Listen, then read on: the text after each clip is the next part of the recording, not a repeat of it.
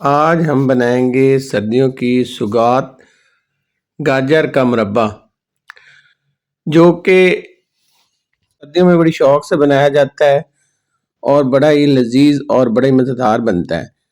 फ़ायदे भी इसके बहुत हैं, आपके पट्ठों की कमज़ोरी के लिए, आंखों के लिए, जोड़ों के दर्द के लिए बहुत ही फ़ायदेमंद है। आप इसे घर में बना के रख सकते हैं और इसे स्टोर भी कर सकते हैं। तो आइए शुरू करते हैं अल्लाह के पाक नाम, जो बड़ा मेहरबान और नहायत रहम करने वाला है। मैंने यहाँ पे लिए 2 किलो गाजर। गाजर आपने वो लेनी है जिसके अंदर जो है ना गुठली वो ना हो, मतलब कम हो या छोटी हो। मोटी गुठली वाली आपने नहीं लेनी।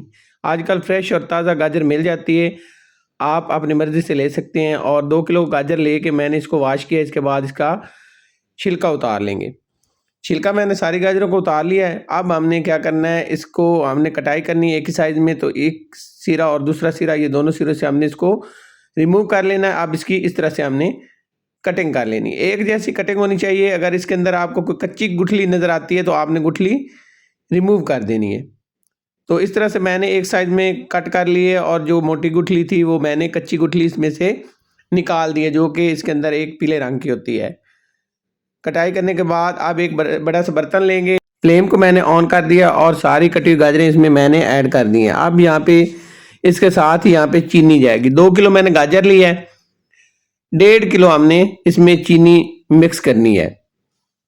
1.5 किलो चीनी मिक्स करेंगे और फ्लेम को मैंने ऑन किया हुआ है। फ्लेम आपने हाई रखना है, हाई फ्लेम पे हमने ढक कर इसे पकाना है। तो 2 किलो गाजर के साथ 1.5 किलो चीनी जाएगी और चीनी के साथ अब हम इसे पकने के लिए छोड़ देंगे। कवर करेंगे ढक्कन से और फ्लेम को हाई करके 5 मिनट के लिए छोड़ देंगे। 5 मिनट हो चुके हैं और यहाँ पे अब जो है हमारी गाजर के साथ जो चीनी हमने शामिल की थी वो आस्ता आस्ता से मेल्ट होने शुरू हो गई है। तो यहाँ पे हम चम्मच की मदद से मिक्स कर लेंगे ताकि नीचे से ये लगे नहीं या जले नहीं। मिक्स करने के बाद इसमें पानी शामिल करेंगे। तो 1 से 1.5 कप यहाँ पे पानी जाएगा। पानी आपने लाजमी शामिल करना है। दोबारा से ढक्कन से कवर करेंगे और इसे 10 मिनट के लिए छोड़ देंगे। 10 मिनट हो गए। 10 मिनट बाद यहाँ पे चेक कर लेते हैं और यहाँ पे देखें चीनी पूरी तरह से मेल्ट हो चुकी है और यहाँ पे देखें गाजर का कलर भी चेंज होना शुरू हो गया। उलट पलट कर लेंगे यहाँ पे गाजरों को और यहाँ पे इसे मजीद पकने के लिए छोड़ देंगे हाई फ्लेम पे। तो गाजरों को हमने पकने देना है ताकि इसका जो पानी है गाजर के अंदर वो भी पूरी तरह से निकले और पक जाए। और साथ ही यहाँ पे कुछ चीज़ें शामिल करेंगे। 1 टीस्पून भरा हुआ जाएगा सफ़ेद ज़ीरा साबित, 6-7 अदद इसमें सब इलायची शामिल करेंगे। सारी चीज़ों को मिक्स कर लेंगे और हाई फ्लेम पे पकने के लिए छोड़ देंगे।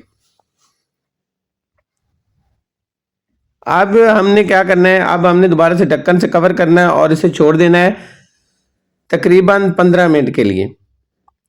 15 मिनट हो गए हैं और 15 मिनट बाद यहाँ पे देखिए शीरा अच्छे से बनना शुरू हो गया और यहाँ पे झाग सी बननी शुरू हो गई है, मतलब शीरा पक रहा है। और जो गाजर के अंदर पानी था वो भी पूरी तरह से निकल चुका है और साथ इसकी भी पकाई हो जाएगी।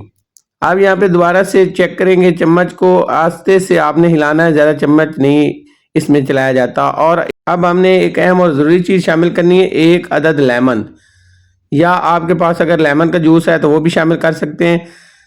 1 से 2 टेबल स्पून यहाँ पे मैंने 1 लेमन लिया है। यहाँ पे इसका पानी शामिल करेंगे। इससे क्या होगा कि आपका शीरा नहीं जमेगा।